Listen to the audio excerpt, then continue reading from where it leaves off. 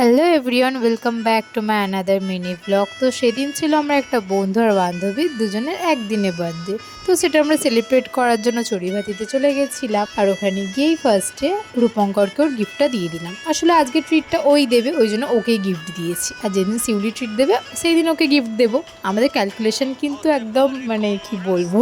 তো এখানে আমরা একটা কেকও এনেছিলাম রূপঙ্করকে কাটানোর জন্য। এই যে আমাদের আজ বার্থডে বয় আর এই বার্থডে গার্ল। তারপর আমরা এখানে ফটো তুলছিলাম, কিন্তু একে দেখে তো মনে হচ্ছে যে জোর করে ফটো তোলানো হচ্ছে। হ্যাঁ গাইস, ও একদম ফটো তুলতে ইচ্ছা নেই, তাও ওকে জোর করে আমরা ফটো তোলাবো।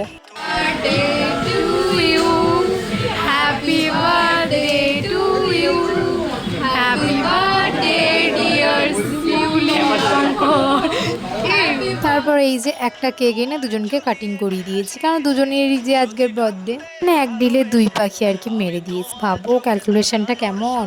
আর এদিকে দেখো, এ তো কেক কিছুতেই খেতে চাইছে না, ভাবজোর গালে আমি কেক মাখিয়ে দেবো। তারপরে আমরাও একটু কেক খেয়ে নিয়েছিলাম।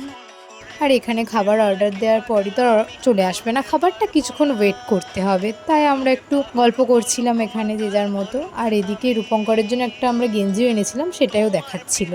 আর এখানে দেখো একটা নিরীহ ছেলেকে কেমন নির্যাতন করছে ওরা।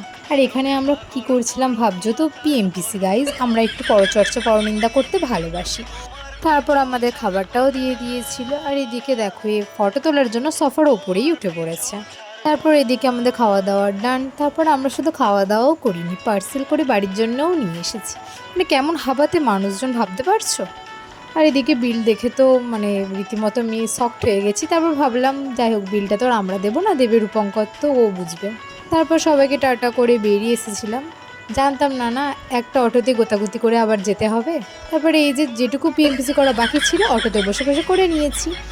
আজকে ভিডিওটা এই অবধি। ভালো লাগলে লাইক কমেন্ট শেয়ার করে দিও, আর পেজটা ফলো করতে ভুলো না।